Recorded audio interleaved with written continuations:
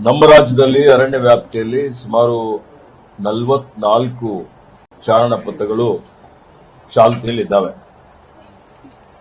ತಮಗೆಲ್ಲ ಗೊತ್ತಿರುವಂತೆ ಮೊನ್ನೆ ಇತ್ತೀಚೆಗೆ ನಮ್ಮ ಕೊಡಗುನಲ್ಲಿ ಇವತ್ತೇನು ತಡಿಯಾಣ್ಮೂಳ್ ಬೆಟ್ಟದಲ್ಲಿ ಕೇರಳದಿಂದ ಚಾರಣಕ್ಕೆ ಬಂದಿದ್ದ ಮಹಿಳೆಯೊಬ್ಬರು ನಾಪತ್ತೆಯಾಗಿ 3 ದಿನ ಕಾಡಿನಲ್ಲೇ ಇದ್ರು. ಅದೃಷ್ಟವಶಾತ್ ಅವರು ಸುರಕ್ಷಿತವಾಗಿ ಬಂದಿದ್ದಾರೆ. ಅದಾದ ಮೇಲೆ ಅರಣ್ಯವಲ್ಲದ ಚಿಕ್ಕಮಗಳೂರಿನಲ್ಲಿ ಸಹಿತ ಒಂದು ದುರ್ಘಟನೆ ನಡೆಯಿತು.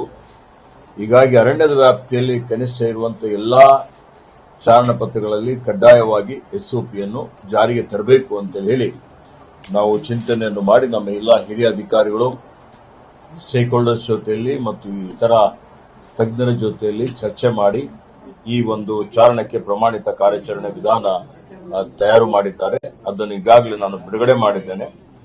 ಚಾರಣಿಗರ ಮೊಬೈಲ್ಗೆ ಟ್ರ್ಯಾಕಿಂಗ್ ಆಪ್ ಅಳವಡಿಕೆ ಮಾಡಬೇಕು ಅಂತ ಹೇಳಿ ನಾವು ಮಾಡಿದ್ದೇವೆ. ಹಾಗೆ 10 ಚಾರಣಿಗರಿಗೆ ಒಬ್ಬ ಮಾರ್ಗದರ್ಶಿ ಗೈಡ್, 10 ಚಾರಣಿಗರಿದ್ರೆ ಒಬ್ಬ ಗೈಡ್ ಇರಲೇಬೇಕು.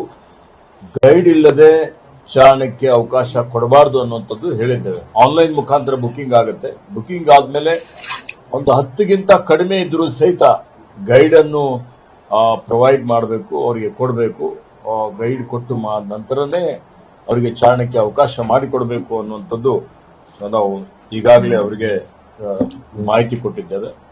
ನಾನು ಈಗಾಗಲೇ ಕ್ಯಾರಿಂಗ್ ಕೆಪಾಸಿಟಿ, ಯಾಕೆಂದ್ರೆ ಹಿಂದೆ ಕೆಲವೊಂದು ಕಡೆ ಸುಮಾರು ಒಂದೊಂದು ಅಕೇಷನ್ ಅಲ್ಲಿ 500 ಜನ, 800 ಜನ, 1000 ಜನ ಒಂದು ಚಾರಣ ಪಥಕ್ಕೆ ಹೋಗಿದ್ದಂಥದ್ದು ಮಾಧ್ಯಮದಲ್ಲಿ ನಾನು ನೋಡಿದ್ದೆ. ಅದಾದ್ಮೇಲೆ ಕ್ಯಾರಿಂಗ್ ಕೆಪಾಸಿಟಿ ಬಗ್ಗೆ ಒಂದು ಅಧ್ಯಯನ ಮಾಡಿಸಿ ಒಂದು ಸಲ ಚಾರಣಕ್ಕೆ 150ಕ್ಕಿಂತ ಹೆಚ್ಚಿನ ಜನರಿಗೆ ಅವಕಾಶ ಕೊಡಬಾರದು ಅನ್ನುವಂಥದ್ದು ನಾವು ಈಗಾಗಲೇ ತೀರ್ಮಾನ ಮಾಡಿದ್ದೇವೆ.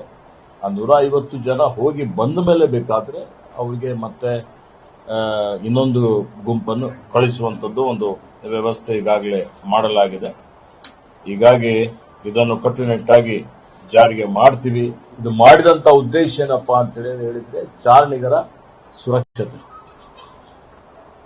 ಚಾರಣಕ್ಕೆ ಬಂದಂತವರು ಸುರಕ್ಷಿತವಾಗಿರಬೇಕು ಮತ್ತು ನಮ್ಮ ಏನ್ ಗೈಡ್ ಇದ್ದಾರೆ, ಏನಾದರೂ ಆರೋಗ್ಯದ ಸಮಸ್ಯೆ ಇತ್ತು ಅಂತ ಹೇಳಿದ್ರೆ ಆ ಗೈಡ್ ಜೊತೆಯಲ್ಲಿ ಒಂದು ಫಸ್ಟ್ ಏಡ್ ವ್ಯವಸ್ಥೆನೂ ಅವರಿಗೆ ತರಬೇತಿಯನ್ನು ಕೊಟ್ಟು ಅವರಿಗೆ ಜೊತೆಯಲ್ಲಿ ಕಳಿಸುವಂತ ಒಂದು ವ್ಯವಸ್ಥೆಯನ್ನು ಮಾಡಿದ್ದೇವೆ.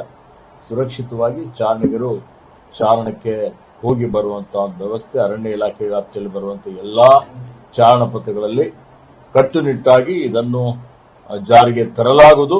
ಅದಕ್ಕೆ ಚಾರಣಿಗರು ಮತ್ತು ಸಾರ್ವಜನಿಕರು ಸಹಕಾರ ಮಾಡಬೇಕು ಅಂತ ಹೇಳಿ ತಮ್ಮ ಮುಖಾಂತರ ನಾನು ವಿನಂತಿಯನ್ನು ಮಾಡುತ್ತೇನೆ. ನ್ಯೂಸ್ ಫಸ್ಟ್, ನಿರ್ಭೀತಿಯಿಂದ ನಿಮ್ಮ ಪರವಾಗಿ.